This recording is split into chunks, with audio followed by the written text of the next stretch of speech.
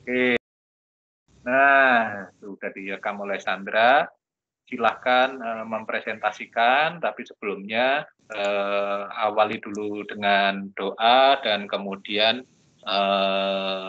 silahkan memperkenalkan kelompoknya dan kemudian menyajikan materinya. Itu ya. Silahkan dimulai dari siapa? Baik, selamat pagi teman-teman, selamat pagi Pak Dan.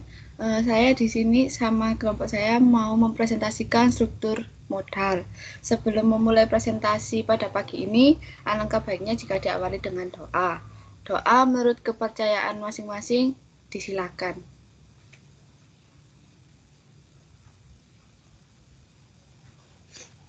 Doa selesai. Yang pertama, saya akan memperkenalkan anggota saya. Yang pertama, saya sendiri, Sandra Ayu dengan NIM 121910022.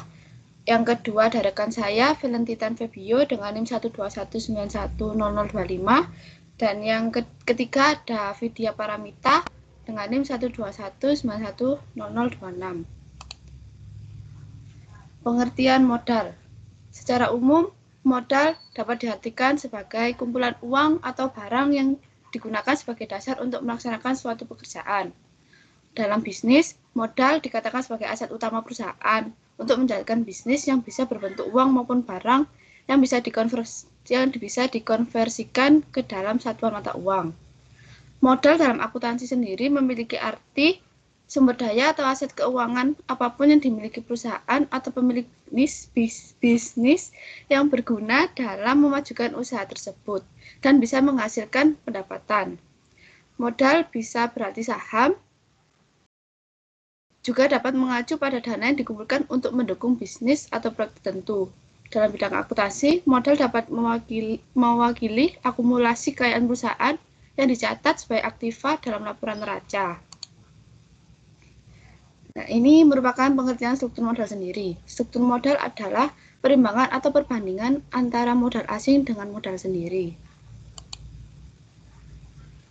Di sini ada pengertian struktur modal menurut ahli. Yang pertama menurut Fred Weston and Thomas A. Copeland, yaitu struktur modal adalah pembiayaan permanen yang terdiri dari utang jangka panjang, saham preferen, dan modal pemegang saham. Yang kedua dari Frank J. Fabosi dan Pamela Peterson, yang mengatakan bahwa struktur modal adalah kombinasi dari hutang dan ekuitas yang digunakan untuk membiayai proyek perusahaan. Struktur modal suatu perusahaan campuran hutang, ekuitas yang dihasilkan secara internal, dan ekuitas baru. Ekuitas baru ini bisa disebut dari pihak luar. Yang ketiga adalah menurut Jaquan dan kawan-kawan, struktur modal adalah panduan dan kombinasi sumber jangka panjang yang digunakan oleh perusahaan. Dan yang terakhir adalah Farah Margareta, yang menurutnya adalah menggambarkan pembiayaan permanen perusahaan yang terdiri atas utang jangka panjang dan modal sendiri. Di sini ada teori struktur modal. Yang pertama, teori pendekatan tradisional. Di sini menyatakan bahwa akan ada struktur modal dengan optimal, dengan maksud mempunyai pengaruh pada nilai perusahaan yang mana struktur modal bisa berubah-ubah supaya dapat didapatkan nilai perusahaan optimal. Jadi di sini struktur modal bersifat fleksibel menyesuaikan perusahaan. Yang kedua adalah teori pendekatan Modigliani and Miller. Di sini ada dua teori. Yang pertama teori tanpa pajak sama yang pajak. Yang ketiga adalah teori trade-off, menyatakan bahwa struktur modal optimal menggunakan faktor antara biaya agen, pajak, dan biaya kesulitan, namun tetap mempertahankan sebuah asumsi simetrik information dan efisien pasar menjadi imbangan serta manfaat untuk pemakaian utang. Yang keempat adalah teori pecking order, yaitu menjelaskan mengapa perusahaan yang mempunyai tingkat keuntungan yang lebih tinggi justru mempunyai tingkat utang yang lebih kecil. Yang kelima adalah teori asymmetry and signaling, yaitu pihak-pihak yang berhubungan dengan perusahaan tidak memiliki informasi yang sama tentang prospek merupakan risiko maupun risiko bisnis. Dan terakhir adalah teori keagenan, menyatakan bahwa struktur modal disusun untuk mengurangi konflik dan kelompok yang berkepentingan saja. Selanjutnya ada faktor yang mempengaruhi struktur modal. Di sini ada beberapa. Yang pertama, struktur aktiva. Struktur aktiva ini mempengaruhi semakin besar jumlah aktiva perusahaan, terutama aktiva lancar, maka perusahaan cenderung mengoptimalkan terpenuhnya kebutuhan dana utang. Yang kedua adalah growth opportunity, yaitu perusahaan cenderung melakukan investasi untuk mengembangkan perusahaan. Kesempatan mengembangkan perusahaan menjadi lebih baik ini biasanya tidak semua menguntungkan. Yang selanjutnya ada ukuran perusahaan. Perusahaan besar lebih cenderung melakukan diversifikasi usaha lebih banyak dibandingkan perusahaan kecil. Selanjutnya ada profitabilitas. Perusahaan dengan profit yang tinggi pasti mempunyai dana internal lebih banyak dibandingkan dengan profit rendah. Selanjutnya adalah risiko bisnis. Risiko bisnis, perusahaan mengalami kesulitan untuk pendanaan eksternalnya akan mempengaruhi struktur modal. Hal ini pengaruhnya kepada leverage perusahaan. Selanjutnya ada tingkat penjualan. Perusahaan dengan penjualan stabil, cash flow relatif stabil, dan menggunakan hutang relatif besar. Di sini ada teori kapitalisasi. Berdasarkan pendapatan atau penghasilan, nilai suatu perusahaan dapat ditentukan berdasarkan pendapatan yang didapat dari setiap tahunnya dikali dengan multiplier tertentu. Berdasarkan pengeluaran atau kos kapitalisasi perusahaan berdasarkan biaya dari FI lebih kecil dari add capital yang digunakan dalam suatu perusahaan. Selanjutnya ada undercapitalization. Tingkat pengembalian rata-rata dari perusahaan tersebut jauh lebih tinggi dibandingkan dengan tingkat pengembalian dari modal yang diinvestasikan dalam perusahaan yang sejenisnya. Jumlah nilai yang ditampilkan dalam neraca jauh lebih kecil dari nilai real hasil asetnya. Selanjutnya ada pendekatan konsep penilaian struktur modal. Yang pertama, teori pendekatan laba bersih atau net income approach. Yang kedua, pendekatan ini dapat diasumsikan investor mengkapitalisasi atau menilai laba perusahaan dengan tingkat kapitalisasi yang konstan, dan perusahaan dapat meningkatkan jumlah utangnya dengan tingkat biaya utang yang juga konstan. Yang undercapitalization, teori pendekatan laba bersih atau operating net income approach. Teori ini diasumsikan biaya modal rata berimbang konstan. Berapa jumlah utang perusahaan tetap. Dalam teori ini para investor mempunyai sudut pandang berbeda. Yang pertama melalui biaya utang konstan seperti pendekatan laba bersih. Yang kedua, utang perusahaan meningkat, risiko perusahaan ikut meningkat. Selanjutnya akan dilanjutkan oleh rekan saya, Valentina, saya persilakan.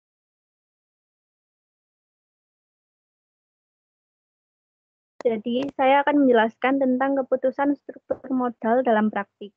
Yang pertama ada analisis EBIT EPS. Melalui analisis ini, manajemen dapat melihat dampak dari berbagai alternatif pendanaan terhadap EPS atau earning per share pada tingkatan EBIT atau earning before interest and tax yang bervariasi.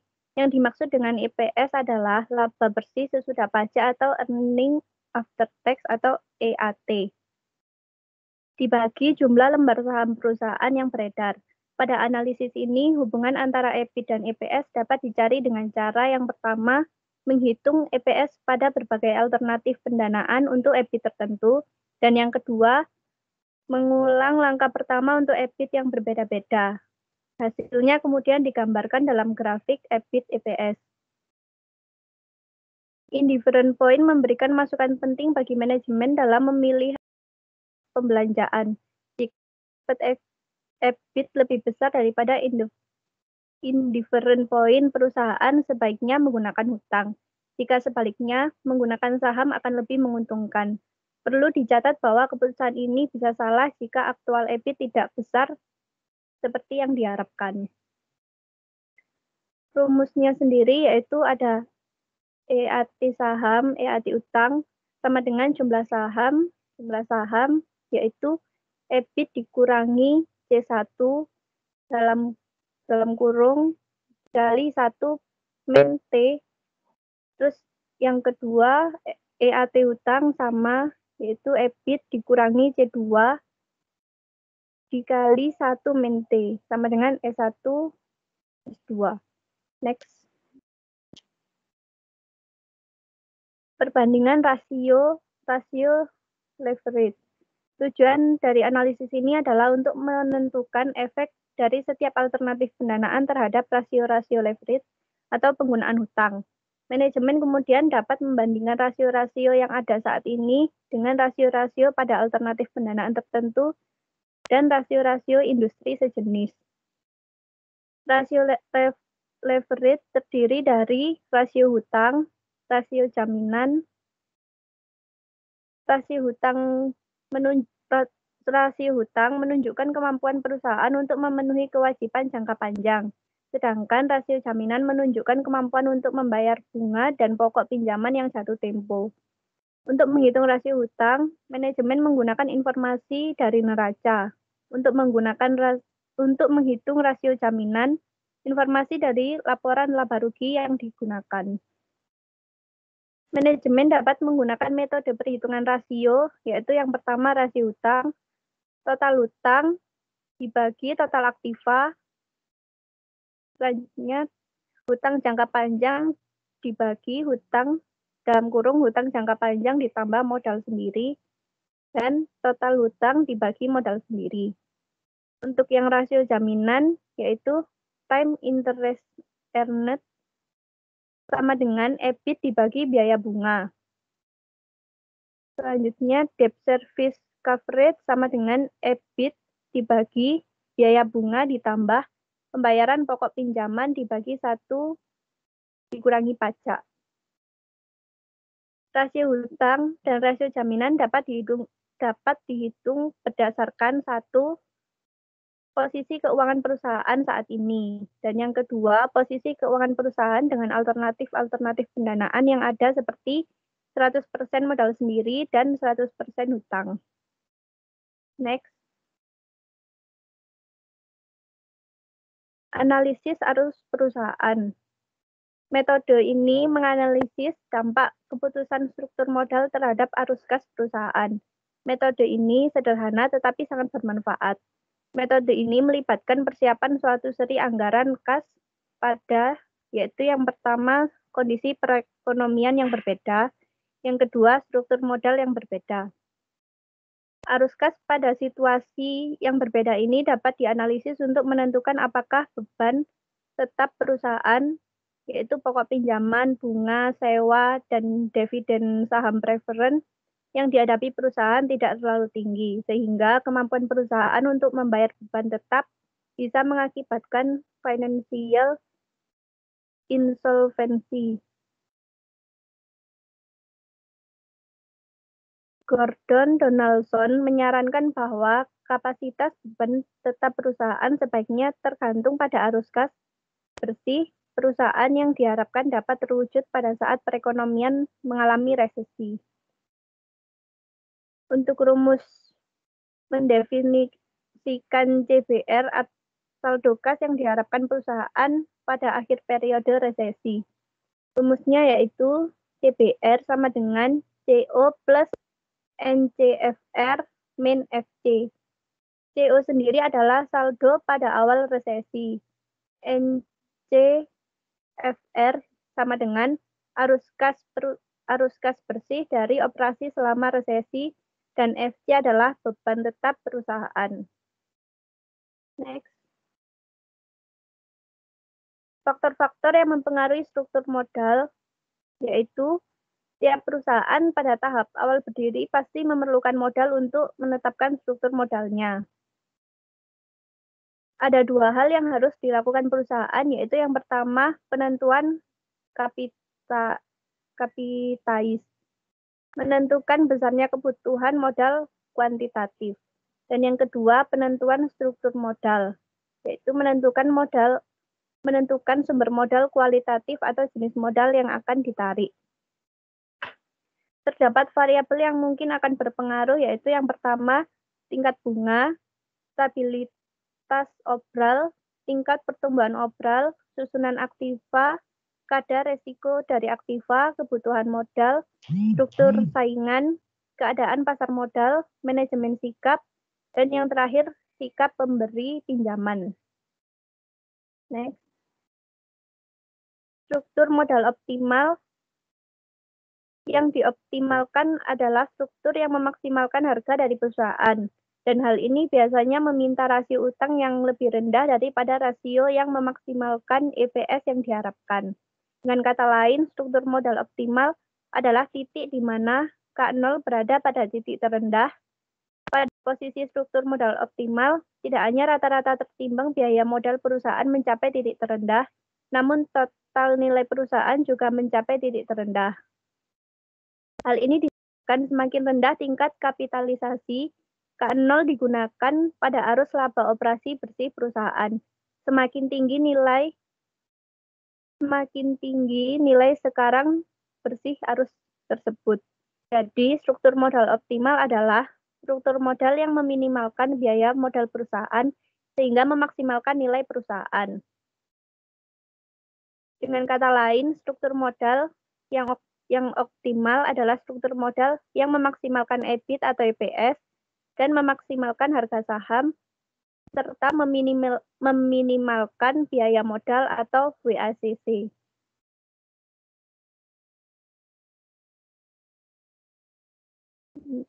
Next.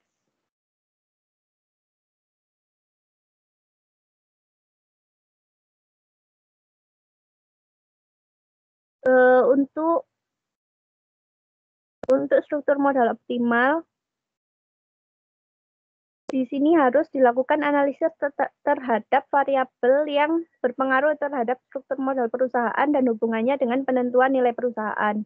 Sehingga harus ditentukan yang pertama variabel dominan terhadap struktur modal dengan menggunakan analisis faktor, dan yang kedua menentukan nilai perusahaan yang maksimum.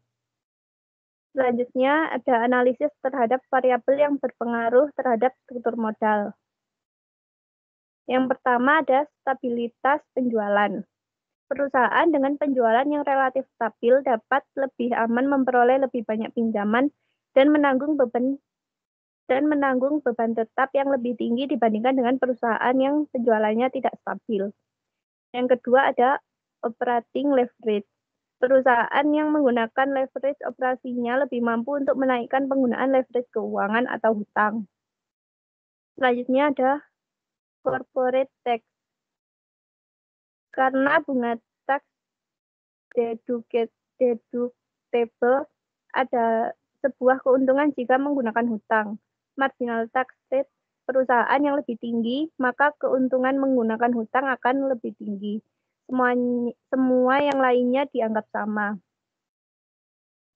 Selanjutnya ada kadar resiko dari aktiva, yaitu tingkat atau kadar resiko dari setiap aktiva di dalam perusahaan adalah tidak sama. Maka panjang jangka waktu penggunaan suatu aktiva dalam perusahaan, semakin besar derajat resikonya, dan perkembangan dan kemajuan teknologi serta ilmu pengetahuan yang tiada henti dalam artian ekonomis dapat mempercepat tidak digunakannya suatu aktiva, meskipun dalam artian teknis masih dapat digunakan. Selanjutnya ada lender and rating agencies. Jika perusahaan menggunakan hutang semakin berlebih, maka pihak lenders akan memulai meminta tingkat bunga yang lebih tinggi dan rating agencies akan mulai menurunkan rating pada tingkat hutang perusahaan. Kemudian internal cash flow. Tingkat internal cash flow yang lebih tinggi dan lebih stabil dapat menjustifikasi sebuah tingkat leverage lebih stabil. Selanjutnya ada pengendalian. Banyak perusahaan sekarang meningkatkan tingkat hutangnya dan memulai dengan menerbitkan hutang baru hingga repurchase outstanding common stock-nya. Tujuan dari peningkatan hutang tersebut adalah untuk mendapatkan return yang lebih tinggi, sedangkan pembelian kembali saham bertujuan untuk lebih meningkatkan tingkat pengendalian. Selanjutnya ada kondisi ekonomi, yaitu kondisi ekonomi seperti sekarang ini dan juga kondisi pada pasar keuangan dapat mempengaruhi keputusan struktur modal. Ketika tingkat suku bunga tinggi, mungkin keputusan pendanaan lebih mengarah pada short-term debt dan akan dilakukan refinance dengan long-term debt atau equity jika kondisi pasar memungkinkan. Selanjutnya ada preferensi pihak manajemen terhadap resiko dan gaya manajemen mempunyai peran dalam hubungannya dengan kombinasi debt equity perusahaan pada struktur modalnya. Kemudian ada debt covenant, uang yang dipinjam dari sebuah bank dan juga penerbitan surat hutang dan terwujud melalui serangkaian kesepakatan. Kemudian ada agency cost, adalah sebuah biaya yang diturunkan guna memonitor kegiatan pihak manajemen untuk menjamin bahwa kegiatan mereka selaras dengan persetujuan antara manajer, kreditur, dan juga para shareholder. Yang terakhir ada profitabilitas, yaitu perusahaan dengan profitabilitas yang tinggi dan penggunaan internal financing yang lebih besar dapat menurunkan penggunaan hutang atau rasio hutang. Next. Selanjutnya, untuk 4 faktor yang dominan terhadap penentuan struktur modal akan dijelaskan oleh Vidya. Selanjutnya adalah analisis faktor. Analisis faktor ini menentukan variabel dominan untuk struktur modal. Yang pertama faktor 1, stabilitas pendapatan dan kebutuhan modal. Komponen variabelnya itu ada stabilitas penjualan dan kebutuhan modal. Dengan variabel yang dominannya itu adalah kebutuhan modal. Yang kedua faktor 2. Struktur pasar industri yang terdiri dari struktur saingan, tingkat bunga, tingkat pertumbuhan penjualan, dan kadar risiko dari aktiva. Variabel dominannya itu adalah struktur saingan. Yang ketiga, faktor ketiga, risiko usaha dan keuangan yang terdiri dari variabel sikap pemberi pinjaman, susunan aktiva, manajemen. Variabel dominan dari faktor 3 ini adalah sikap pemberi pinjaman. Faktor keempat ini situasi perekonomian yang hanya terdiri dari variabel keadaan pasar modal, sehingga variabel dominannya otomatis adalah variabel keadaan pasar modal. Next. Selanjutnya ini rumus yang untuk analisis nilai perusahaan. Nah, yang pertama, rumus pertama untuk menghitung terlebih dahulu return obligasi, di mana sebagai berikut. KI sama dengan I garing B, di mana I merupakan bunga hutang tahunan, B nilai pasar obligasi yang beredar, dan KI return dari obligasi. Rumus kedua untuk menghitung return saham biasa. KE sama dengan E garing S, di mana E laba untuk pemegang saham biasa, S nilai pasar saham biasa yang beredar, KE return dari saham biasa. Selanjutnya rumus ketiga yaitu untuk menghitung return bersih perusahaan, di mana KO sama dengan O garing V, di mana O laba operasi bersih, V total nilai perusahaan, dan KO return bersih perusahaan. Next. Selanjutnya, faktor-faktor yang mempengaruhi keputusan struktur modal. Yang pertama itu resiko usaha atau tingkat resiko inherent. Yang kedua, posisi pajak perusahaan. Yang ketiga, fleksibilitas keuangan. Dan yang keempat, konservatisme atau keagresifan manajerial. Next.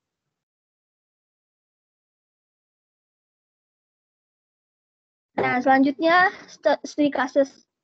Studi kasus yang pertama ini, PT ABC mempunyai 100% modal sendiri dan diharapkan memperoleh laba bersih setiap tahunnya sebesar 10 juta.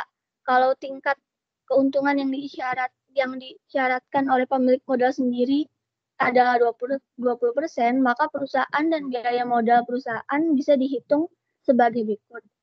Biaya modal perusahaan juga bisa dihitung dengan rumus KE sama dengan 10 juta dibagi 50 juta. Jadi totalnya 0,20. Sekarang misalkan PT ABC akan mengganti sebagian modal sendiri dengan hutang, biaya hutang ini atau KD tingkat keuntungannya yang diminta oleh kreditor misalnya 60%. Untuk menggunakan hutang tersebut, perusahaan harus membayar bunga setiap tahunnya sebesar 4 juta. Dengan menggunakan hutang perusahaan menjadi lebih berisiko. Dan karenanya biaya modal sendiri atau KE naik menjadi lebih berisiko. Dan karenanya biaya modal sendiri atau KE naik menjadi 22%. Kalau laba operasi bersih tidak berubah, maka nilai perusahaan akan nampak sebagai berikut.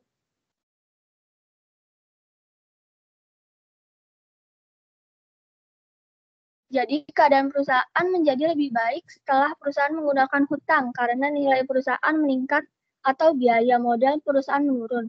Kalau misalkan sebelum perusahaan menggunakan hutang, perusahaan mempunyai jumlah lembar saham yang banyak yaitu 1.000 lembar, maka harga saham adalah 50.000 per lembar. Setelah perusahaan mengganti sebagian saham dengan hutang yang diganti adalah sebesar 25 juta atau 500 lembar, maka nilai sahamnya akan naik menjadi 27,27 juta per saham. Atau jadi harga per lembarnya itu naik menjadi 54.540. Next.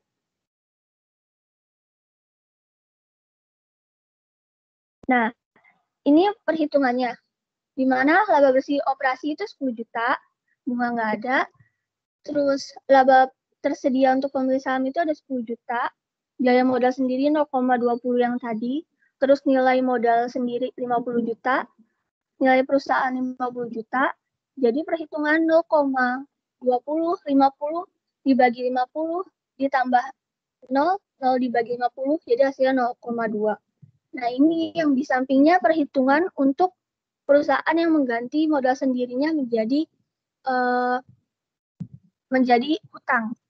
Modal sendirinya diganti menjadi hutang.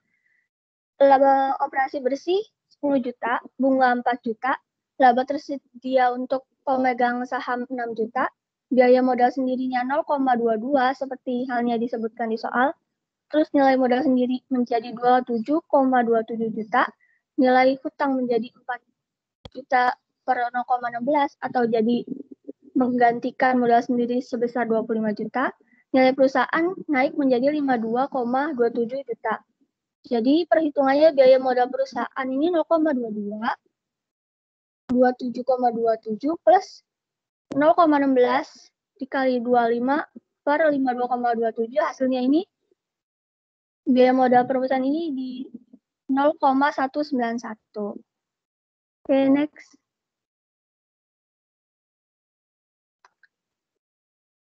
Ini ada contoh 2, studi kasus 2. Di mana dalam contoh yang tadi kan PT ABC pemodal dapat keuntungan yang sama, tetapi investasi dengan yang lebih kecil. Apabila memiliki saham PT ABC yang tidak memiliki hutang, misalkan Arif, investor besar dari PT ABC, memiliki 20% saham PTAL yang menggunakan hutang. PT ABC menggunakan hutang. Dengan demikian, maka nilai kekayaannya adalah sebesar 0,20 dikali 27,27 juta sama dengan 5,4 juta. Sekarang, misalkan terdapat PT Indofood yang identik dengan PT ABC yang tidak mempunyai utang. Nah, untuk proses perhitungannya itu akan dilakukan sebagai berikut. Arif harus menjual saham PT ABC dan memperoleh dana sebesar 5,45 juta. Pinjam sebesar 5 juta, nilai pinjaman ini adalah sebesar 20% dari nilai hutang PT ABC, yaitu beli 20% saham PT Indofood, yaitu perusahaan yang identik dengan PT ABC, waktu tidak mempunyai hutang, senilai 0,20 dikali 50 juta, yaitu 10 juta. Dengan demikian, Arif dapat menghemat investasi senilai 0,45 juta. Nah, pada waktu Arif masih memiliki 20% saham PT ABC yang menggunakan hutang, dia mengharapkan untuk memperoleh keuntungan sebesar 0,20 dikali 6 juta, yaitu 1,2 juta. Pada waktu itu memiliki 20% saham PT Indofood dan mempunyai hutang sebesar 10 juta, maka keuntungannya yang diharapkan adalah 1,45 juta. Apabila hal ini disadari oleh semua pemodal, maka mereka akan melihat apa yang dilakukan oleh Arif. Dengan demikian, maka semua orang yang menjual PT ABC, harga akan turun, dan membeli saham PT Indofood, harga akan naik. Proses arbitrase tersebut akan berhenti setelah pemodal tidak dapat lagi menghemat investasi penjualan PT saham ABC dan pembelian saham PT Indofood. Jadi kalau misalnya investor lain sadar kalau cara Arif ini bisa menghemat investasi, jadi PT ABC-nya akan turun, terus PT Indofood malah akan naik. Okay, next. Next, ini perhitungan yang tadi. KE sama dengan 6 juta dibagi 25 juta, hasilnya 24%. Dengan KD 16%, maka biaya modal perusahaan setelah menggunakan hutang itu jadinya 20%. Ini berarti bahwa biaya modal perusahaan atau nilai perusahaan tidak berubah, baik perusahaan menggunakan hutang atau tidak. Karena pada pendekatan tradisional diasumsikan biaya modal sendiri meningkat, tetapi hanya menjadi 22%. Maka perusahaan yang menggunakan hutang menjadi lebih tinggi nilainya dari perusahaan yang tidak menggunakan hutang. Dalam keadaan pasar modal sempurna dan tidak ada pajak, MM merumuskan bahwa biaya modal sendiri akan berperilaku sebagai berikut. KE sama dengan KEU plus KE KD dalam kurung dibagi B dibagi S. Dalam hal ini, KEU adalah biaya modal selain pada saat perusahaan tidak menggunakan hutang. Dalam contoh PT ABC ini berarti bahwa KE setelah menggunakan hutang. Jadi PT ABC itu dari yang modal sendiri jadinya ganti jadi menggunakan hutang. Oke, next.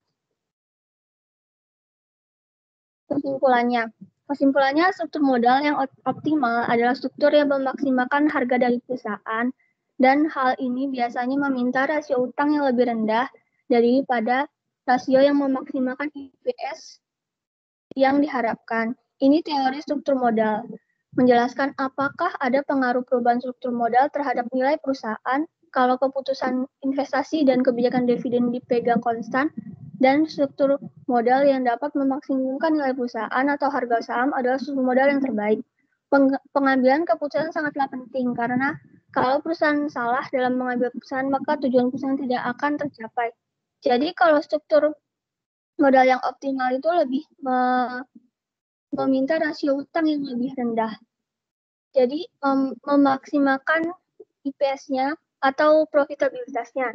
Di mana kalau profitabilitasnya lebih tinggi, maka perusahaan dapat memenuhi kewajiban utang jangka panjangnya dengan lebih baik dan mengurangi rasio utang. Oke, saya kembalikan lagi ke teman saya, Sandra. Jadi sekian itu presentasi dari kelompok kami. Di sini kami akan membuka 2 sesi pertanyaan, di mana sesi pertama terdapat 3 pertanyaan dan yang sesi kedua terdapat 2 pertanyaan.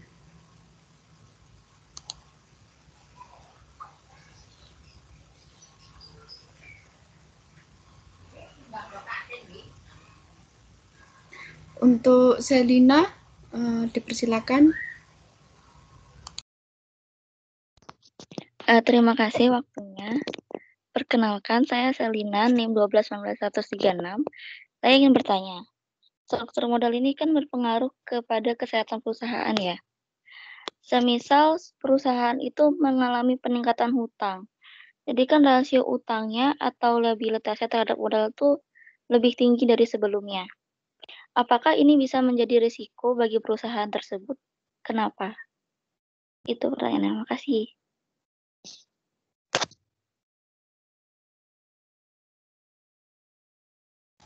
Terima kasih Selina atas pertanyaannya. Apa ada pertanyaan lain? Ini mau kami tampung dulu. Untuk Selina, lower hand ya. Terima kasih.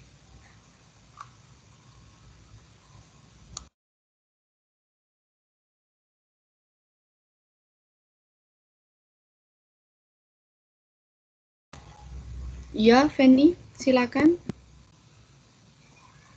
Baik, terima kasih atas waktu yang telah diberikan. Perkenalkan, nama saya Feni Gunawan dengan NIM 1219112.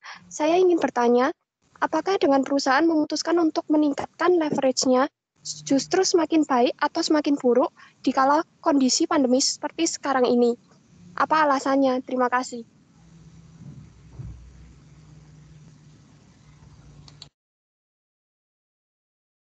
Ada lagi yang ingin bertanya?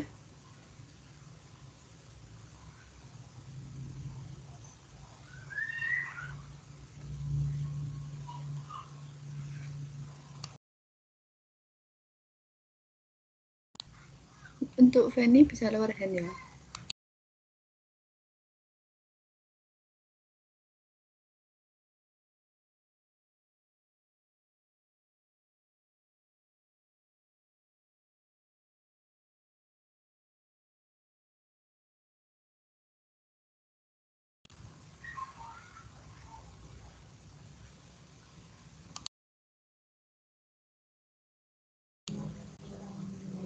Ya, Cut, silakan. Terima kasih Sandra. Perkenalkan, nama saya Jut Ayu Putri Kurniawan dengan NIM 121910044. Saya ingin bertanya kepada kelompok, apa yang dimaksud dengan stabilitas obral dan tingkat pertumbuhan obral, dan mengapa dua itu dapat mempengaruhi struktur modal. Terima kasih, San. Terima kasih atas pertanyaannya. Baik, sesi pertama saya tutup. Untuk Pak Dan, mohon izin untuk berdiskusi dengan kelompok dahulu ya, Pak.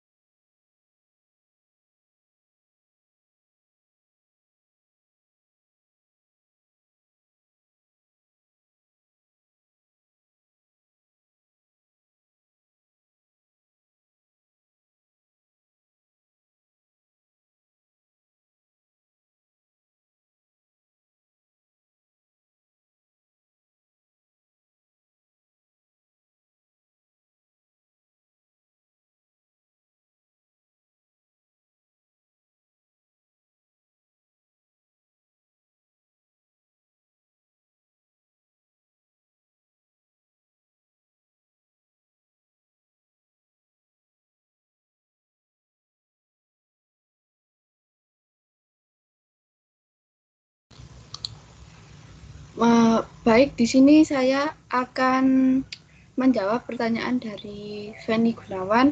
Yang tadi pertanyaannya adalah apakah dengan perusahaan meningkatkan leverage baik atau buruk dalam keadaan resesi? Dengan alasannya. Nah, sebenarnya leverage itu perusahaan jika menggunakan metode leverage ini mempunyai keuntungan. Jadi financial leverage ini berpengaruh terhadap perusahaan dan pemegang saham jika bisnis sedang dalam kondisi baik. Jika kondisi penjualan dalam keadaan yang sangat tinggi dan keuntungan operasi juga tinggi, maka ini akan juga ikut tinggi itu. Terus jika dalam keadaan resesi itu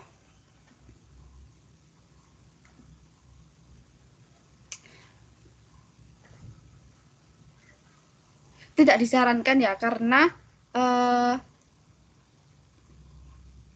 sebentar.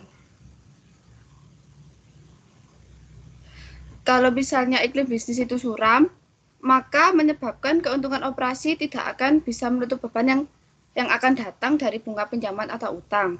Dampak negatifnya itu keuntungan akan berada pada level minus, bahkan EPS akan anjlok ke level negatif, sehingga para investor yang memegang saham tidak dapat mendapatkan keuntungan apapun dari investasinya. Jadi kalau keadaan ekonomi resesi, itu dilihat dari perusahaannya. Perusahaannya nanti akan memiliki keuntungan yang tetap atau bakal lebih tinggi, atau resesi ini berpengaruh pada keuntungan perusahaan sendiri gitu. Jadi misalnya keuntungannya perusahaan itu rendah, terus pakai metode leverage ini, jadi keuntungan perusahaan juga ikut rendah. Gitu. Bagaimana, Feni? Oke, terima kasih. Sama-sama.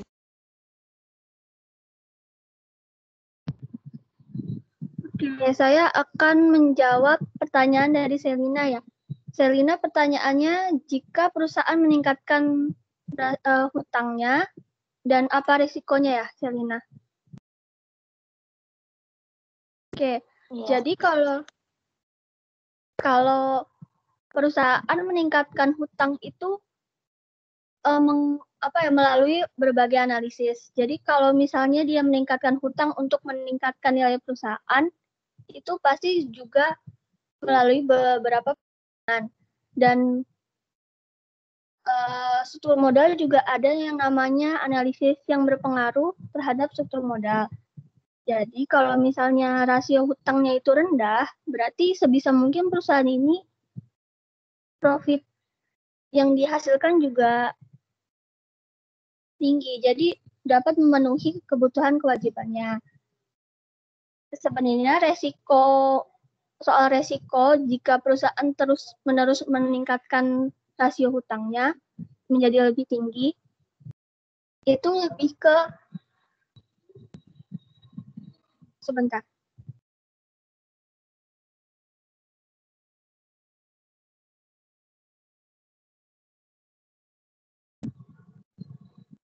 Jadi dalam struktur modal itu ada yang namanya safety position, yang semua jenis modal yang bakal ditarik dan dimasukkan struktur modal itu yang safety, yang sudah dilalui beberapa analisis. Nah, safety position itu pastinya utang jangka panjang yang dapat perusahaan sendiri dikelola dengan baik. Kalau misalnya perusahaan tidak bisa mengelolanya dengan baik dan malah menjadi beban di masa akan datang, disarankan untuk tidak melakukan peningkatan penggunaan hutang. Jadi, kan sumber kualitatif struktur modal itu ada dari internal dan eksternal. Kalau misalnya sumbernya safety, itu bisa aman untuk struktur modal untuk perusahaan di jangka panjang. Dan kalau misalnya perusahaan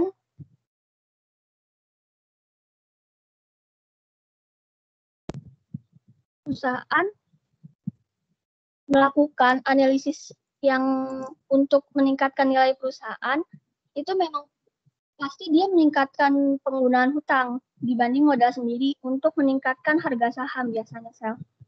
Mungkin segitu aja dari aku. Gimana? Paham, Sel? Ya, terima kasih. Oke, terima kasih, Selina.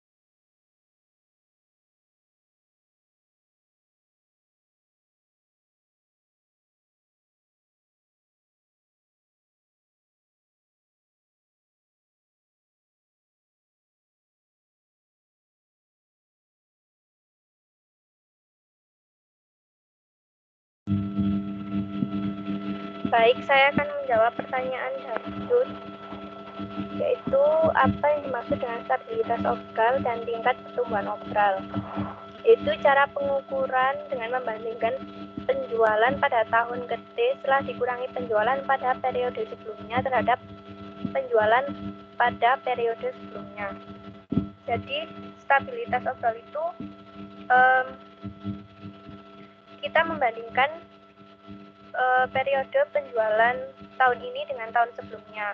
Apakah tingkat pertumbuhan obralnya itu semakin meningkat atau semakin menurun? Nah, dengan adanya stabilitas obral itu dan tingkat pertumbuhannya, pengaruhnya pada struktur modal itu sangat berpengaruh karena bisa melihat apakah perusahaan itu mengalami peningkatan atau mengalami penurunan. Seperti itu. Apakah bisa dipahami? Bisa, Fel. Terima kasih ya.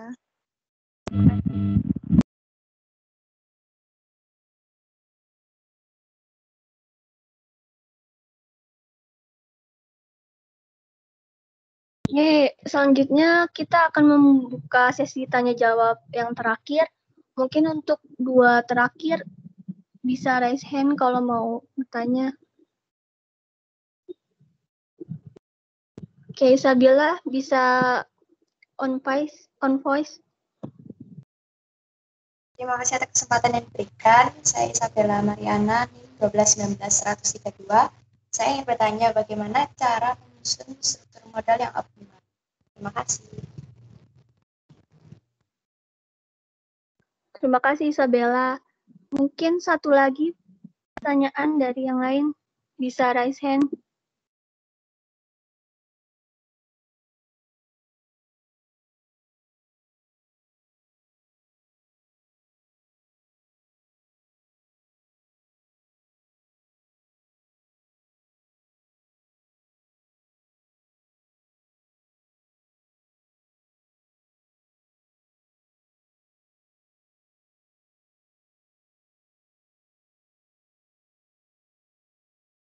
Kalau belum ada, kita tampung dulu ya Isabella pertanyaannya.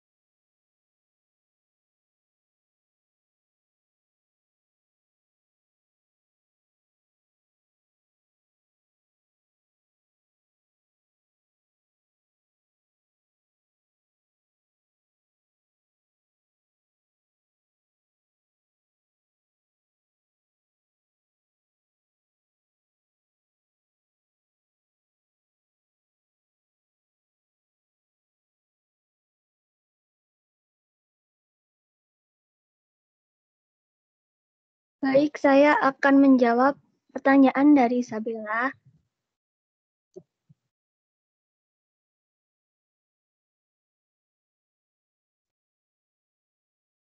Jadi struktur modal yang optimal itu adalah struktur yang memaksimalkan harga dari perusahaan.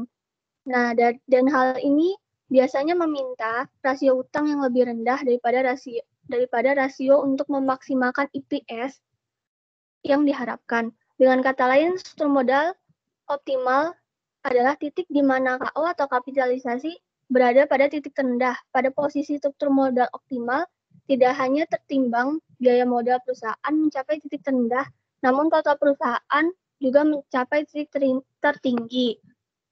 Hal ini semakin rendah tingkat kapitalisasi K0 atau tingkat kapitalisasi yang digunakan pada arus laba operasi bersih perusahaan semakin tinggi nilai sekarang bersih arus tersebut.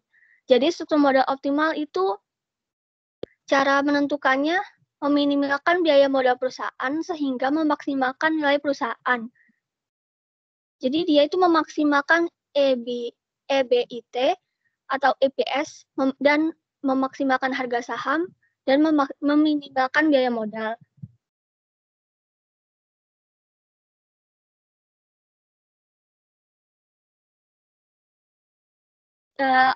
Struktur modal juga bisa dengan cara menekan rasio utang menjadi lebih rendah dan memaksimalkan IPS.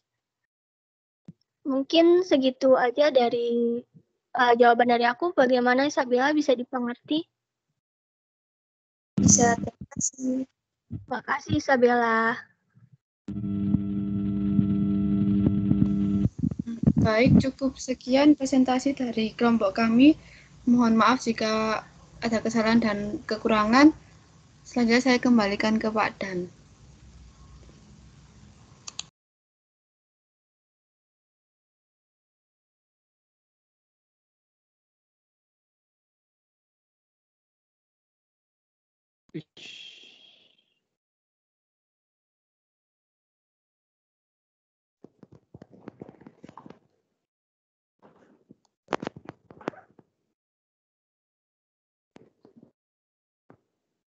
Oke, cek. Ya, terima kasih untuk penyaji. Tolong di take down ya, share screen-nya. Iya, seharusnya tadi waktu diskusi kondisinya kayak begini, video bisa saling melihat satu dengan yang lain ya. Tapi nggak apa-apa, tadi saya juga kelupaan. Iya, nggak apa-apa, saya juga kelupaan karena saya lagi asik ini memeriksa katakanlah makalah yang disajikan oleh kelompok ini ya, dan belum selesai sampai sekarang karena ada beberapa hal yang sebenarnya kecil-kecil tapi annoying gitu ya, mengganggu dan ya bagi saya cukup mengganggu sih. Oke, nggak apa-apa, ini proses kita belajar bareng. Jadi ada beberapa yang kemudian di kelompok ini yang salahnya itu bagi saya kok konsisten gitu ya. Salah tapi nggak tahu antara kurang mengerti atau karena kebiasaan lama yang kebawa. Jadi ada beberapa istilah akuntansi yang kemudian ikut terbawa gitu ya. Atau kemudian karena memang latar belakangnya SMA-nya mungkin bukan ini ya, bukan akuntansi, tapi kita sudah semester 3 kok. Saya juga bukan latar belakangnya SMA saya bukan akuntansi, malah saya dari IPA dan pernah kuliah di teknik segala. Nanti ya, tapi ini jadi kita pembelajaran bareng. Pertanyaan saya sebenarnya kemudian sama seperti yang kemarin yang sudah dijawab kemarin itu. Yang betul itu menulisnya kita hutang atau utang. Mungkin siapa ini? Entah Sandra, entah yang barusan maju ini ya. Entah Vidya atau Valentita. Utang ya, Pak? Iya, harusnya kan utang ya. Tapi di sini memang kemudian di kelompok ini jadi saya bingung. Karena ada beberapa, terutama di akhir-akhir itu ditulisnya utang, tapi di depan-depan di atas-atas itu diawalinya dengan hutang. Nah, kalau hutang kan berarti pihutang dong munculnya nanti ya. Tapi yang di bawah-bawah bagian akhir kelompok ini sudah menyajikannya dengan benar karena menulisnya dengan hutang. Tapi kemudian jadi kok bisa ya di atas salah, di bawah benar. Ini jangan-jangan nggak kompak ini yang ngerjakan. Atau beda yang ngerjakan antara bab 1 dan kemudian yang dan bab selanjutnya ya, ada yang beda. Nah itu, kemudian ada istilah yang lain yang sudah tidak dipakai lagi, tapi kemudian gantinya belum ada yang muncul di ini. Oke, apakah kita masih menggunakan kata laba ditahan? Ini sekaligus remind ya, kita mengingat masa-masa kemarin di PA1, PA2. Pakai istilah apa? Saldo laba ya Pak. Iya, betul Isabella, saldo laba. Jadi kita tidak lagi menggunakan laba ditahan, karena kemudian jadi pertanyaan, ini ditahannya berapa tahun, ditahannya siapa, kesalahannya apa, gitu kan kasihan gitu ya. Laba itu kok ditahan. Gitu ya, itu kita menggunakan saldo laba. Yang lain lagi, nah di kelompok ini masih kata-katanya laba ditahan, jadi serasa seperti vintage gitu ya, istilah masa lalu gitu ya, yang sudah tidak lagi dipakai sejak tahun 2009. Jadi sejak tahun 2009, 1 Januari 2009 itu kita sudah menggunakan kata saldo laba. Ada lagi, apakah kita masih menggunakan raca?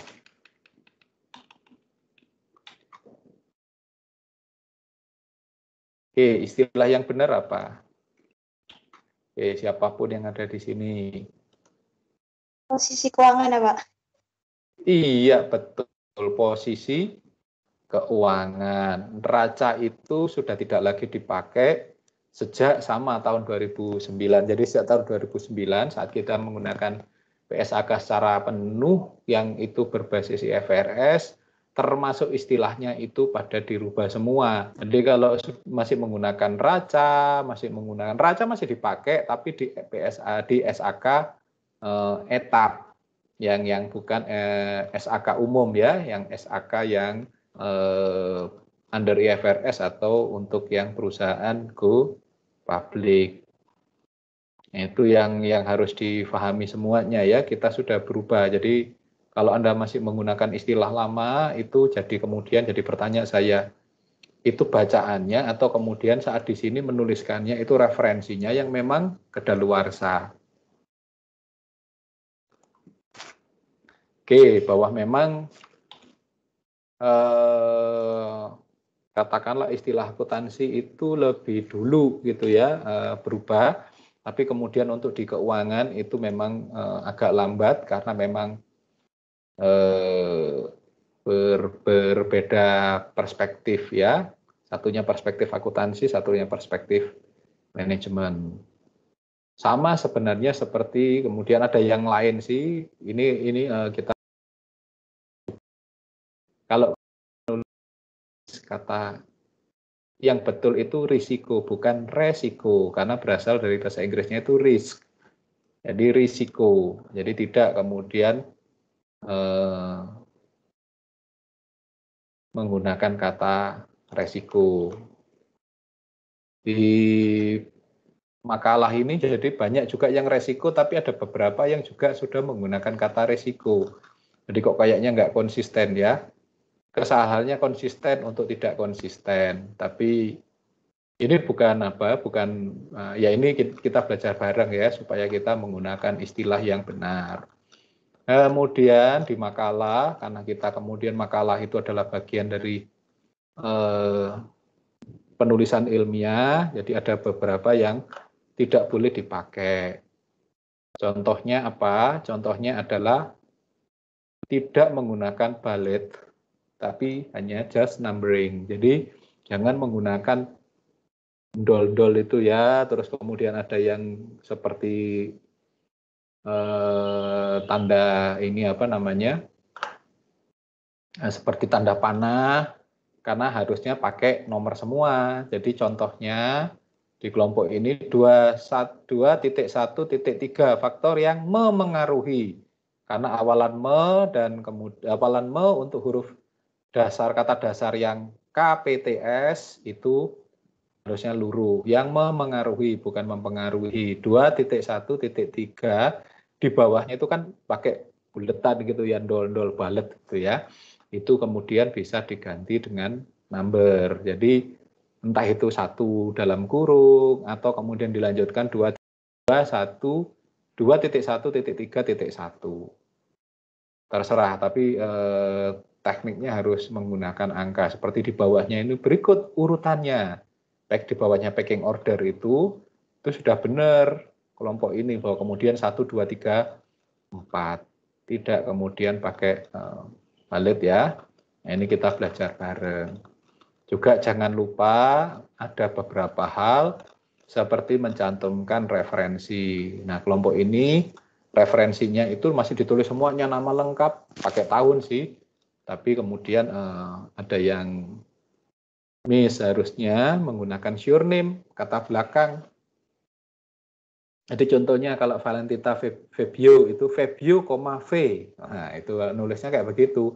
Atau kalau kemudian ditulis di sini, katakanlah dengan saya gitu ya, katakanlah Valentita Febio dan Daniel Sugama Stefanus, itu harusnya Febio dan, apalagi kita akan menggunakan EPA, maka dan-nya itu bukan ditulis dan, tapi menggunakan huruf shift 7 ya, kalau di keyboard itu, yang kayak tanda dan itu, yang kayak paraf saya itu, jadi Febio dan Stefanus, jadi hanya cukup nama belakang.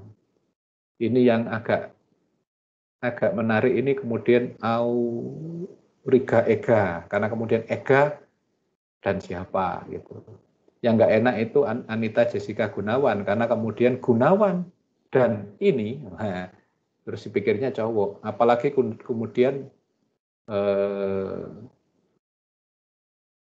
katakanlah dengan Ripka gitu ya, Ripka Rahmat Kurniawan dan Anita Jessica Gunawan, yang terjadi tulisannya Gunawan dan Kurniawan gitu kan, pikirnya pasti dua cowok gitu ya, padahal itu nama surname, nama keluarga, jadi kita menggunakan surname.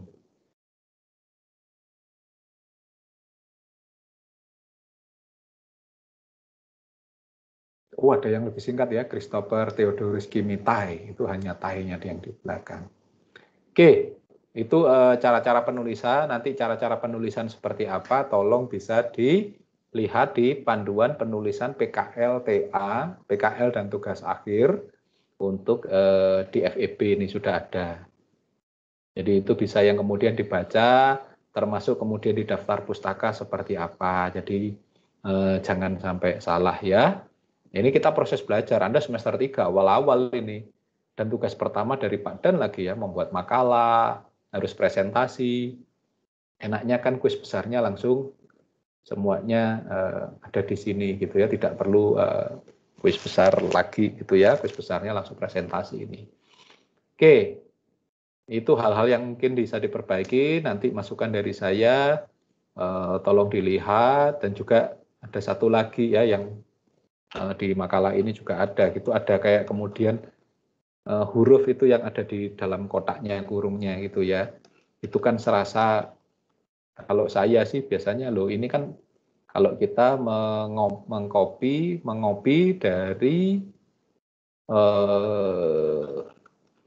Wikipedia gitu ya, nggak ada yang salah kok kalau kita kemudian mengambil wiki sebagai referensi juga nggak apa-apa, tapi yang jelas harus ditulis Wikipedia-nya di belakang pernyataan itu, dan kemudian itu juga muncul di linknya, itu muncul di daftar pustaka secara lengkap ya.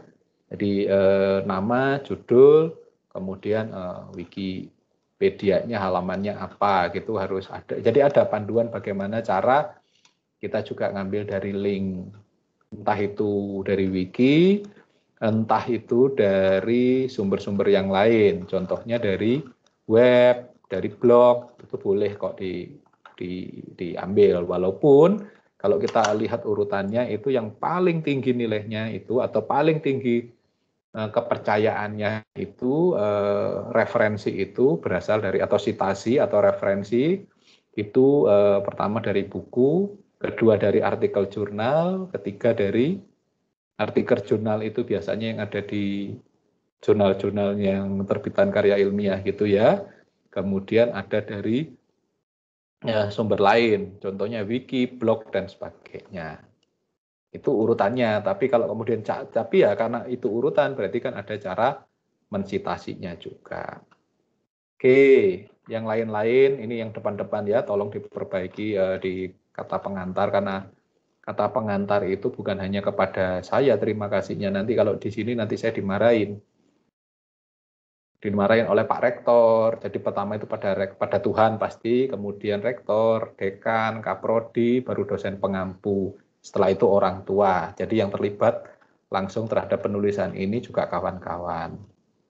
Nah, ini juga ada abstrak dalam bahasa Indonesia sudah ada, walaupun masih kata kunci ya, seharusnya kan karena beberapa itu kata-kata kunci dan kemudian dilanjutkan oleh abstract in English.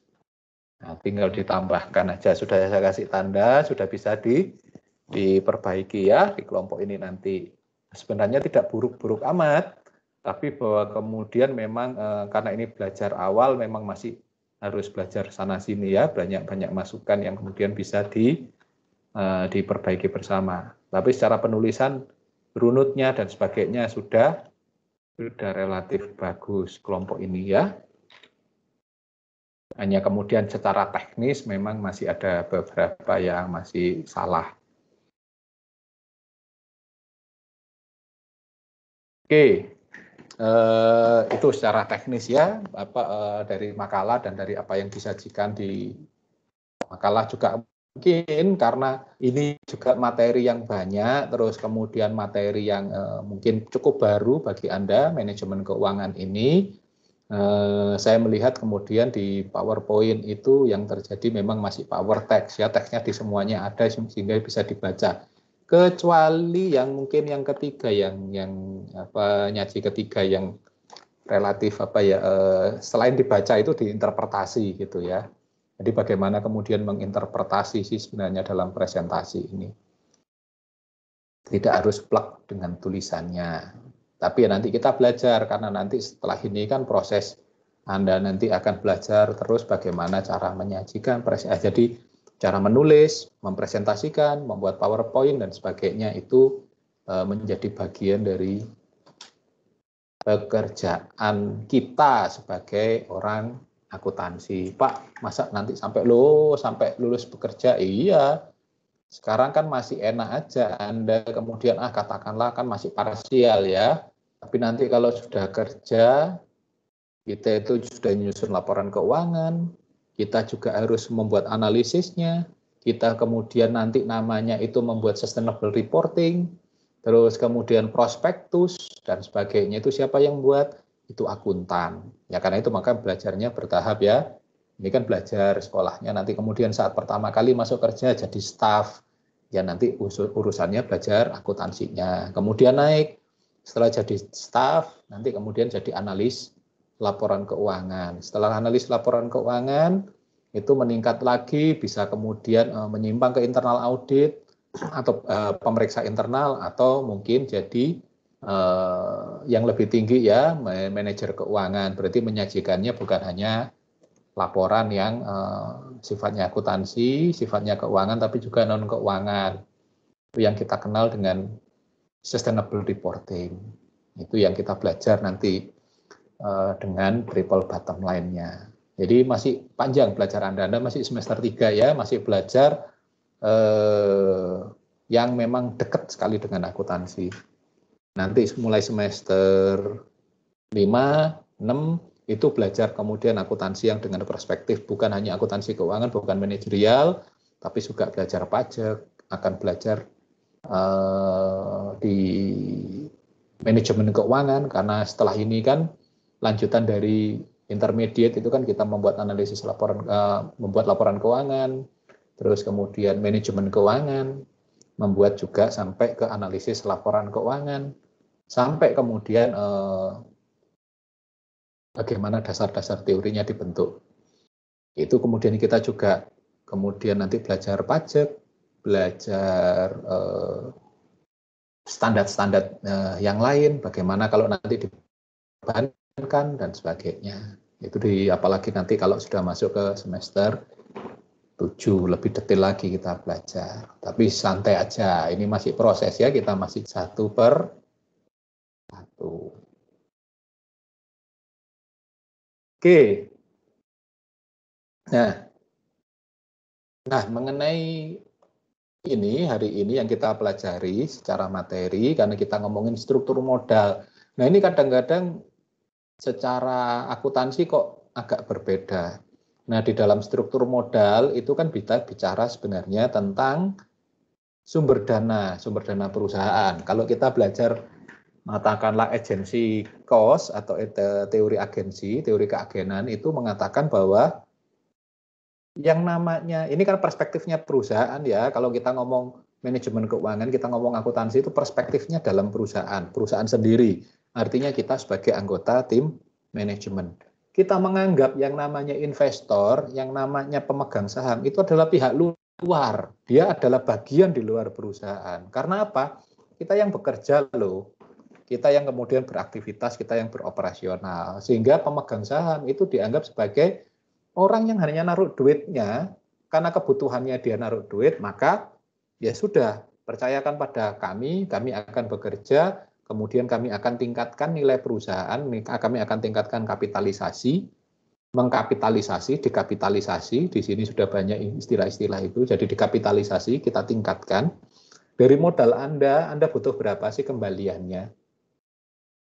Maka itu yang kemudian jadi return. Yang kita sudah bahas juga risk and return-nya. Kita kembalikan dalam bentuk dividen. Nah, itu kita kembalikan.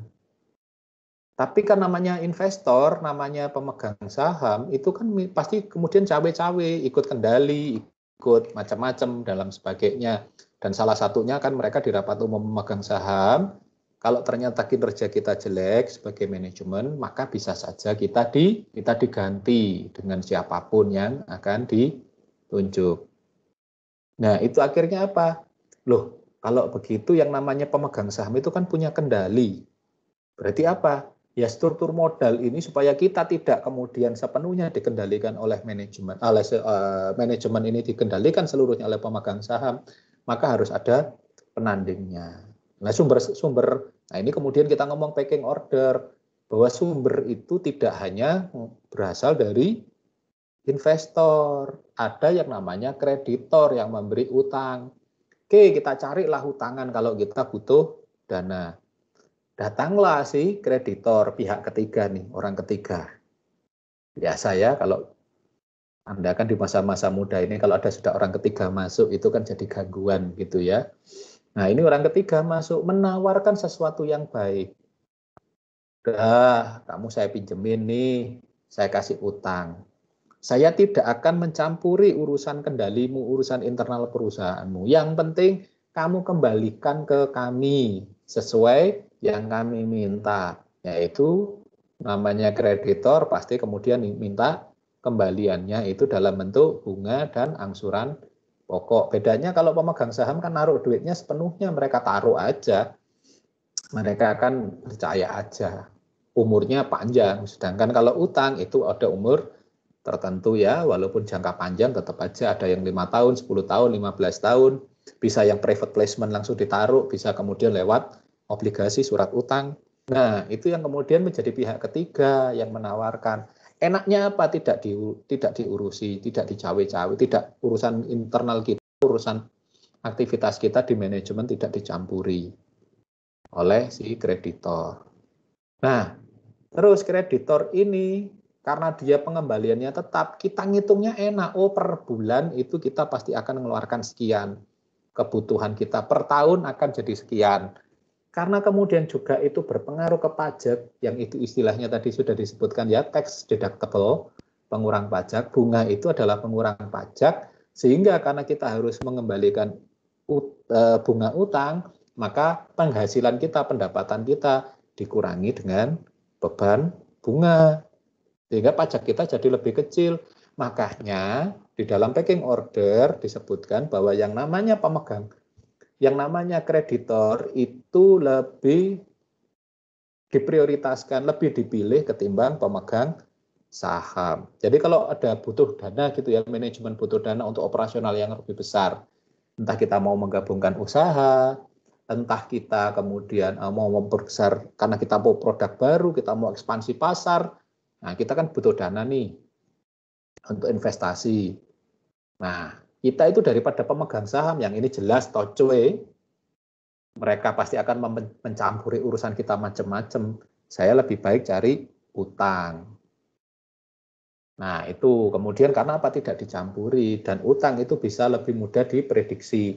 Saya butuh dana sekian, maka pasti saya harus mengembalikan sekian dalam bentuk bunga, maka kemudian pengembalian pokok apakah dicicil ataukah dibayar nanti di belakang, tapi biasanya dicicil berdasarkan bunga. Jadi kalau 5 tahun, berarti 12 kali 5 dibagi aja 60 pokoknya, plus bunganya berapa, itu yang akan dibayar. Enak, ngitungnya jelas. Dan bagi perusahaan itu jelas karena apa? Itu fixed cost yang harus ditutup. Fixed cost coverage yang harus ditutup pertama kali untuk memenuhi kebutuhan itu. Tapi ada syaratnya. Karena kalau pemegang saham itu ya kita jelek kinerjanya langsung dibuang, kita lah dipecat gitu ya. Tapi kalau dengan investor kayak begini, karena untuk dengan kreditor, kita harus hitung bahwa kemudian harus utang yang kita dapatkan itu harus dapat mengungkit, dapat meningkatkan aktivitas. Nah, itu pakai apa namanya? Yaitu namanya tadi analisis leverage. Jadi kalau kita menggunakan utang ada syarat yang harus kita penuhi.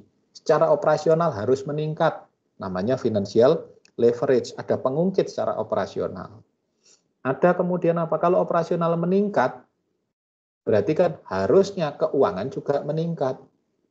Nah, itu namanya kemudian yang kita hitung adalah financial leverage, bahwa itu berdampak. Utang itu berdampak terhadap operasi, berdampak terhadap kinerja keuangan. Dan kemudian keduanya ya combined leverage. Nah, itu dianalisis, dihitung semuanya. Kalau kita ternyata bisa, ya kenapa tidak kita pakai utang? Loh Pak, kan utang ya itu tadi, utang itu harus bisa ditutup, fixed cost-nya harus tercover. Makanya kalau kita ambil utang harus kita yakin bahwa leverage-nya kita pasti akan bertumbuh, dan kemudian kita bisa kemudian fixed cost-nya untuk tetapnya kita bisa tetapkan. Makanya lebih baik ambil utang karena apa? Tidak perlu, kalau kita ngambil utang tidak ada direcokin kendalinya oleh pemegang saham. Nah, kemudian ujung-ujungnya apa? Nah, itu teori struktur modal yang dikemukakan oleh Modigliani Miller, itu ya, MM1 itu digabungkan berarti apa? Kenapa kemudian orang lebih suka pakai utang? Karena utang itu lebih mudah dihitung dan yang seperti saya sudah jelaskan. Ternyata kalau digabungkan pemegang saham pun itu lebih setuju karena apa? Karena kalau kita kemudian ada aktivitas operasional yang pasti itu meningkat dengan bagus, keuangan kita pasti meningkat, pemegang saham juga nggak apa-apa kok ambil utang, asal kamu bisa bayar. Oh yakin aku bisa. Takkanlah kemudian digabung. Karena apa? Kemudian kalau ternyata leverage itu meningkat, betul-betul meningkat, kondisi keuangan semakin baik, maka labanya akan meningkat. Sedangkan pemegang saham, enak aja. Karena apa? Karena tidak kita ngambil saham baru, kita tidak menerbitkan saham baru, akhirnya pemegang sahamnya kan tetap. Kalau labanya meningkat, siapa yang diuntungkan? Dengan catatan kita sudah terbayar ya, utang-utang kita. Fixed cost coverage sudah terbayar. Laba kita jadi naik. Siapa yang senang? Ya tetap aja investor, tetap aja pemegang saham. Karena apa? Karena laba kita naik, sedangkan jumlah sahamnya tetap. Maka dividen yang didapatkan, earning per share-nya, laba per lembar sahamnya, maupun DPS-nya, dividen per share-nya, itu akan meningkat drastis. Makanya bagi pemegang saham, it's okay, boleh, silahkan ambil utang. Tapi tahu diri ya, kamu seberapa. Nah, tapi secara undang-undang, secara hukum harus dilindungi kan, secara undang-undang, secara hukum, bahwa kemudian ada batas maksimal. Kalau namanya perusahaan, tentu saja struktur modalnya itu maksimal 75%. Jadi kalau 100 ya, total ekuitasnya itu 100, itu sahamnya itu minimal 25%, sedangkan utangnya maksimal 75%. Karena kalau apa? Kalau utangnya lebih besar dari sahamnya, terlalu tinggi gitu, katakanlah 20 banding 80, itu sudah harus dinyatakan bangkrut. Jadi maksimal berapa? maksimal itu 75% dari total ekuitas. Itu secara hukum. Karena apa? Kalau tidak, ya kalau nanti utangnya terlalu tinggi, jangan-jangan perusahaan modalnya modal dengkul dong, modal dari utang, gali lubang, tutup lubang ke sana kemari, ya tidak terjamin jangka panjangnya. Oke, jadi kemudian loh, kalau begitu maksimal 75, berarti berapa nih yang optimal? Nah, hari ini sebenarnya kita pelajari adalah berapa struktur modal yang optimal antara utang dan saham ini. Kalau ternyata batas maksimalnya adalah 75%, berarti 1/4 dan 3/4, berarti kan 3 kali ya utangnya. Berarti berapa yang kemudian yang paling bagus? Oh, kalau gitu utang, saya nggak berani Pak utang, tapi ya karena ada kebutuhan saya utang ada. Katakanlah utangnya 10%. Oke, 10%. Jadi 90% adalah saham, 10% adalah utang. Pertanyaannya, saat kemudian kita analisis pakai analisis leverage, meningkat nggak kinerjanya? 10% loh utang kita danain, kita tambahkan cari utangan 10%. Apa yang terjadi? Ternyata leverage-nya tidak naik, tidak terlalu banyak. Ya ngapain kita ambil utang 10%? Karena terlalu kecil, kalau seperti itu tidak punya dampak leverage, tidak kemudian mengungkit kinerja operasional maupun kinerja keuangan dari perusahaan. Yang ngapain ambil utang kalau cuma kecil 10%. Oh, kalau gitu ditingkatkan Pak 20%, ya dihitung leverage-nya. Nah, jadi kalau kemudian terlalu kecil, mending menjadi perusahaan yang unleveraged, tidak ambil utang sama sekali, karena tidak berdampak pada operasional dan juga tidak berdampak pada dividen yang dibagikan bagi pemegang saham. Oke, paham ya? Jadi itu, ini struktur yang berapa yang optimal. Tadi kan ditanyakan ini oleh siapa tadi yang nanya, berapa sih struktur modal yang optimal oleh Isabella? Pertanyaan yang cerdas. Pertanyaan yang sangat pas, berapa yang optimal? Yang ada maksimal nggak boleh. Utang itu maksimal 75%. Optimalnya berapa? Nah, hitung tergantung kondisi perusahaan. Tapi kalau terlalu kecil, seperti 10% contohnya, ya nggak punya dampak pengaruhnya. Nah, hitung, belum ada kesepakatan sampai hari ini, teori yang menyatakan pas jumlahnya sekian, walaupun itu memperbaiki teori struktur modalnya dari irrelevant teori itu ada 3 sampai MM1, MM2, MM3, dan kebetulan 3-3-nya dapat Nobel, itu dia semuanya sudah hitung, dia pakai, ternyata juga tidak ketemu struktur optimal. Kemudian teori-teori yang selanjutnya yang mempelajari selanjutnya, sama berapa yang struktur optimal ini belum ada sampai hari ini Pak. Modigliani dan Miller itu juga tetap melakukan penelitian dan sebagainya untuk struktur modal optimal, karena tergantung masing-masing kondisi. Ada perusahaan yang mampu kok sampai 60%, 50%. Ada yang cuma 30% sudah empot-empotan, belum ada. Tapi kemudian secara umum, orang itu mengatakan, ya kalau utangmu itu di bawah 25%, mending nggak usah ngambil utang deh. Perusahaanmu landalkan semuanya ke pemegang saham. Jadi kebutuhanmu 25% terhadap dana ini, mintakan aja ke pemegang saham. Karena apa? Karena tidak menanggung resiko operasional di luar. Jadi dananya tidak kemudian harus terbayar ke kreditor. Nah, struktur modal optimal itu sampai hari ini menjadi teori yang terus menarik untuk digali. Jadi kemudian berbanyak perspektif yang kemudian muncul ya. Ada tadi sudah dijelaskan di kelompok ini, ada pecking order, ada kemudian leverage teori, ada banyak yang kemudian muncul yang kemudian melengkapi terus teori struktur modal ini. Tapi berapa struktur modal yang optimal, belum ada jumlahnya, pastinya sekian loh, nggak ada. Karena tergantung kondisinya.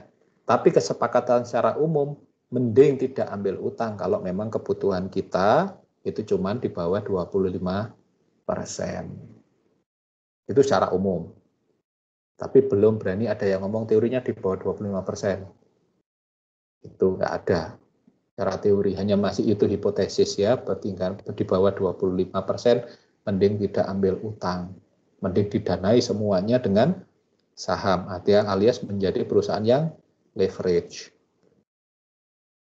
Pak, kan ada dari perusahaan sendiri kan punya saldo laba itu, atau laba yang ditahan tadi, yang kemudian ditahan, sebagian yang kemudian karena dibagi dalam utang itu miliknya kreditor, kemudian pajak miliknya negara, kemudian ada dividen itu yang menjadikan kemudian jadi laba bersih ya, kan EBIT itu dasarnya, earning before interest and taxes, laba sebelum bunga dan pajak, dikurangi dengan bunga, itu menjadi EBT, earning before taxes, laba sebelum pajak, dikurangi persentase pajak, kan menjadi net income, laba bersih.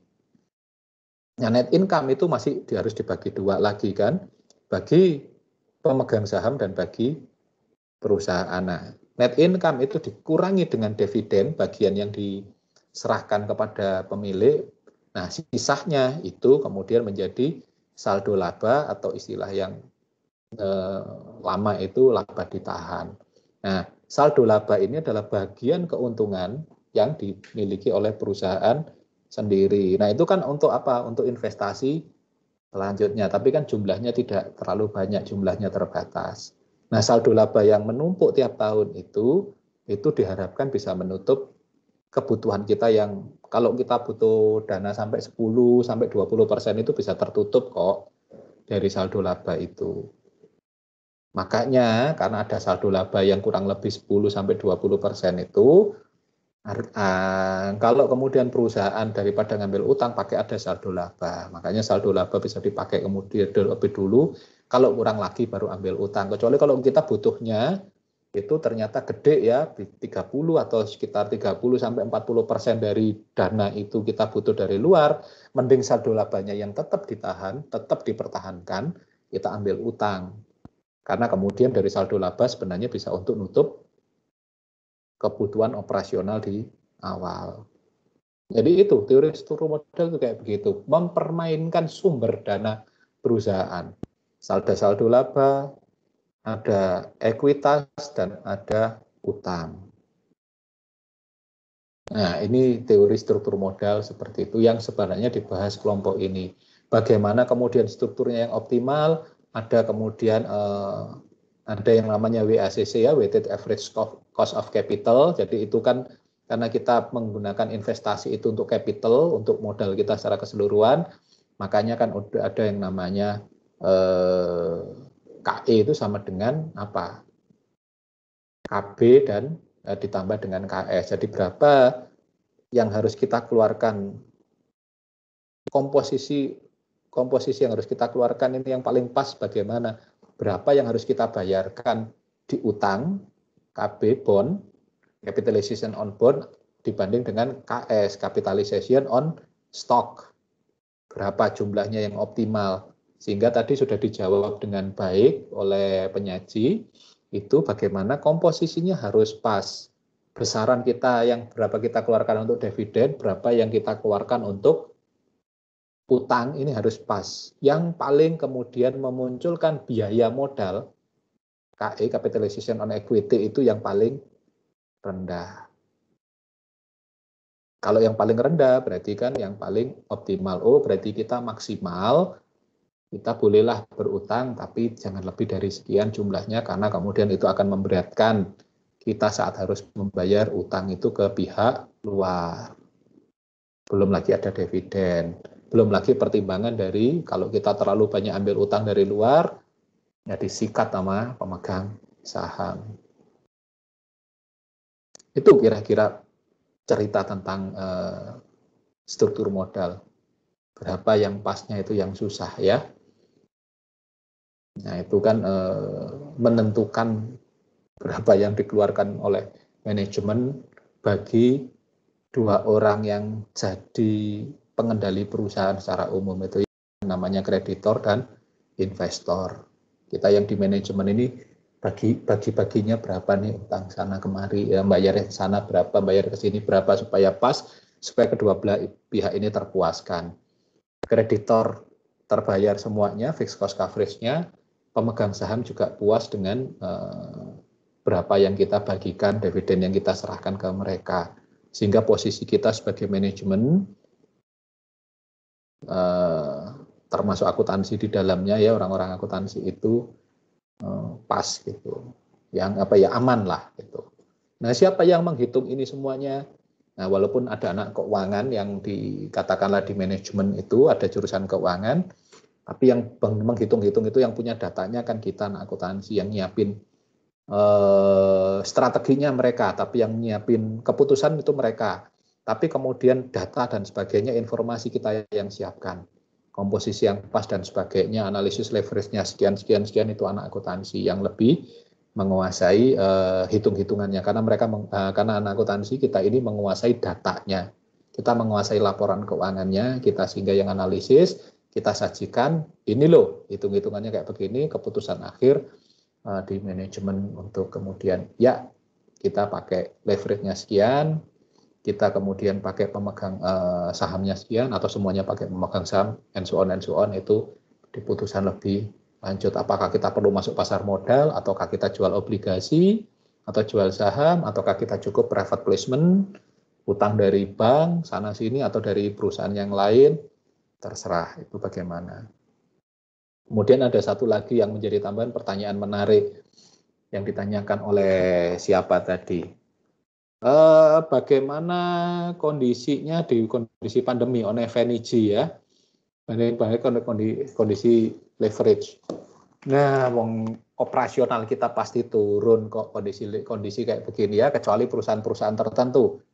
Katakanlah Gojek itu malah meningkat karena orang butuh ke sana kemari. Terus barang kiriman itu orang lebih suka makanan aja dikirim daripada mereka datang. Gojek meningkat. Tapi lihat di sektor realnya semua. Hari ini berapa gerai yang sudah tutup dari Pizza Hut, dari McDonald, dari KFC. Karena apa? Orang nggak berani belanja, orang menahan diri untuk tidak belanja karena pekerjaan mereka juga berkurang, pendapatan mereka berkurang. Secara ekonomi kan semuanya melemah. Orang lebih suka naruhnya di bank, semua duitnya di bank atau di koperasi simpan pinjam, katakanlah yang lebih tinggi bunganya. Apa yang terjadi? Semuanya over liquid, duitnya banyak, tapi orang yang mau dipinjamin nggak ada yang berani. Nggak ada yang mau. Nah, kalau kondisi pandemi ini, ya memang perusahaan apa lagi yang kemudian meningkat? Pariwisata anjlok banget, hotel, berapa banyak hotel yang dijual. Itu yang jadi ya kemudian kalau berani hutang, yakinlah bahwa perusahaan Anda adalah perusahaan yang memang bertumbuh. Katakanlah Anda bermain di sebagai katakanlah startup kayak gitu. Bisa saja, karena kemudian startup itu juga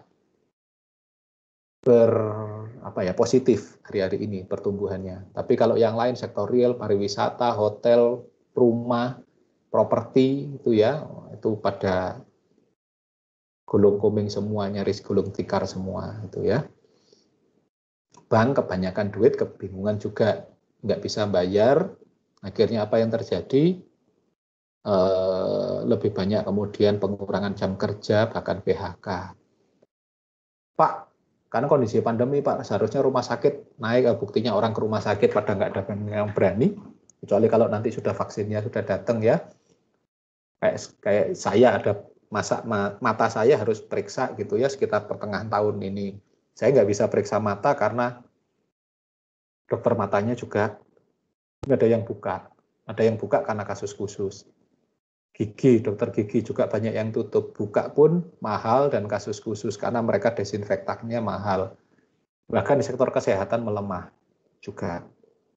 Nanti kalau sudah vaksin datang, orang sudah nggak takut lagi ke rumah sakit, mungkin rame. Berapa banyak yang tutup. Ya kalau udah kayak begitu, sektor real berani utang, kalau nggak malah pingin hancur. Nah, itu pertimbangan kenapa itu leverage jadi penting banget saat kemudian kita mengambil hutang. Karena harus terjamin secara operasional dan secara keuangan bahwa kita akan meningkat. Apalagi kalau di masa pandemi ini. Terus terang, saya punya pekerjaan yang lain ya, sebagai akuntan, saya juga sebagai auditor internal. Ada kebetulan bekerja juga jadi konsultan lah, semacam konsultan kayak begitu, tapi sifatnya tetap di 3 tempat. Satu itu di jasa transportasi, startup yang sedang bertumbuh.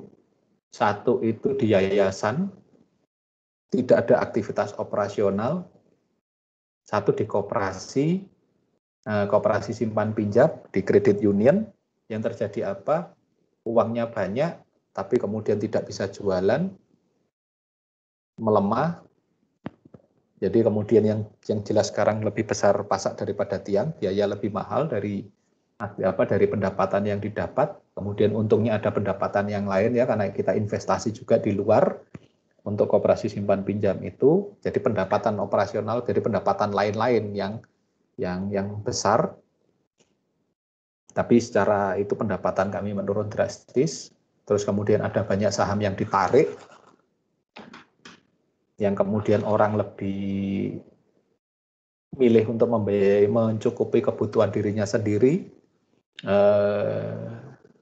turun sekitar 5%. Yang dulunya nyaris 200 miliar, sekarang turun jadi di bawah 180 miliar.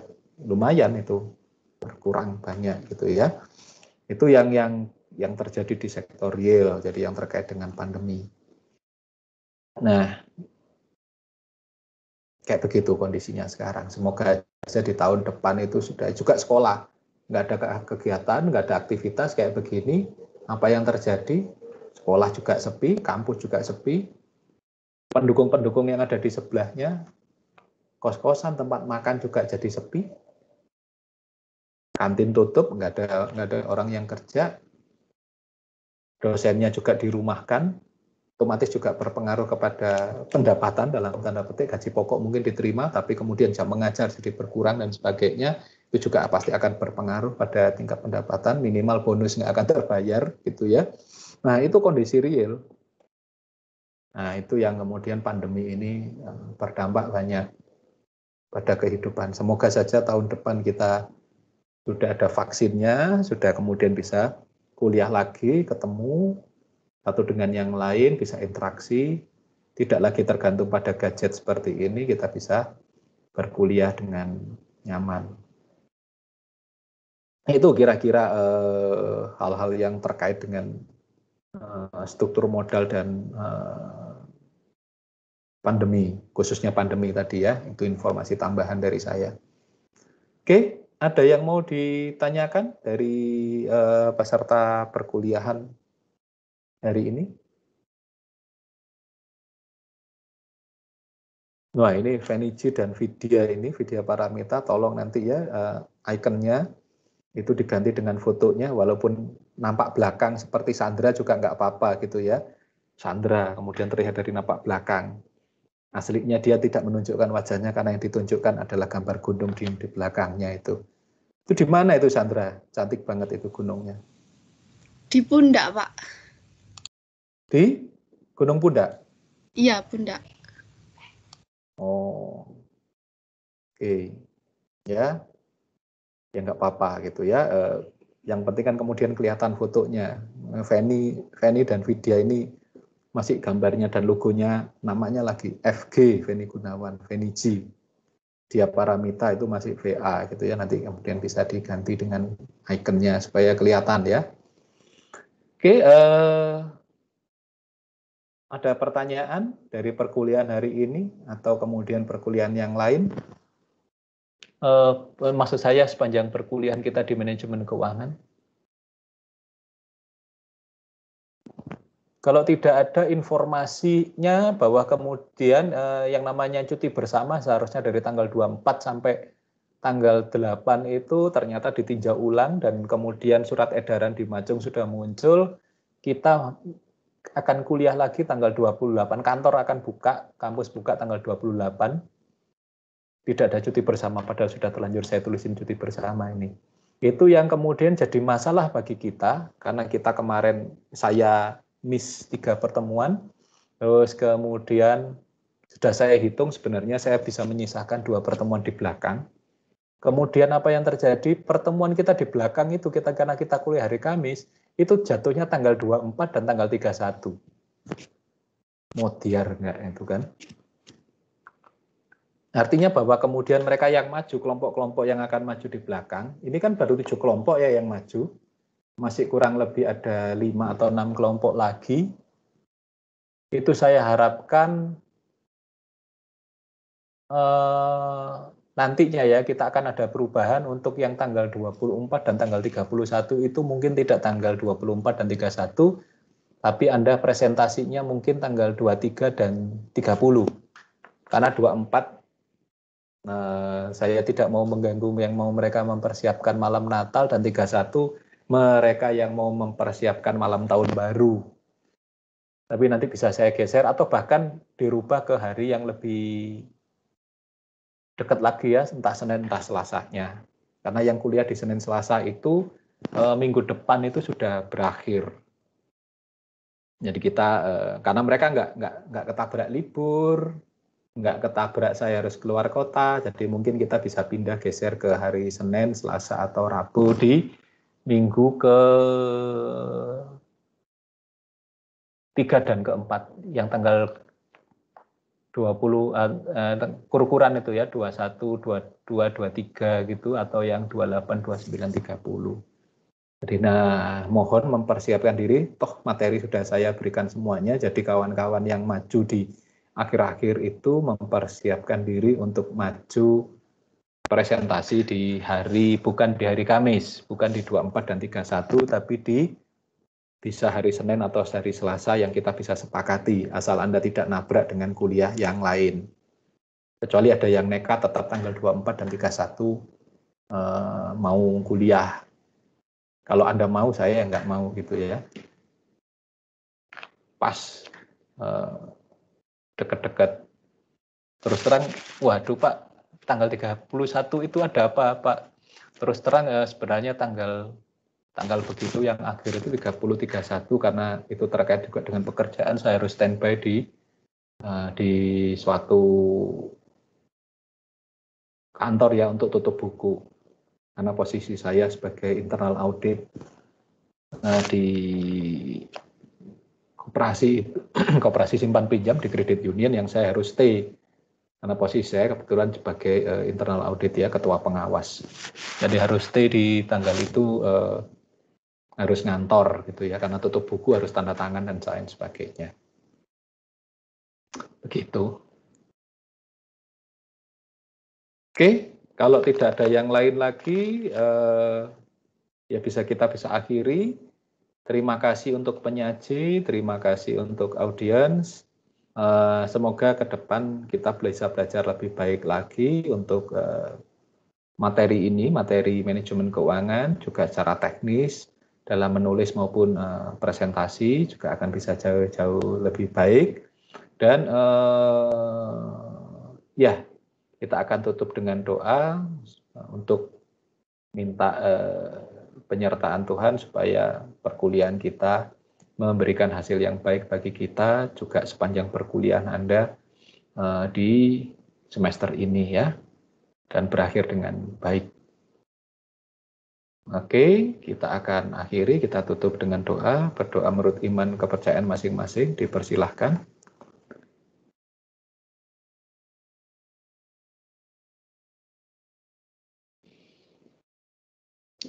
Oke, terima kasih untuk semua yang hadir, kita ketemu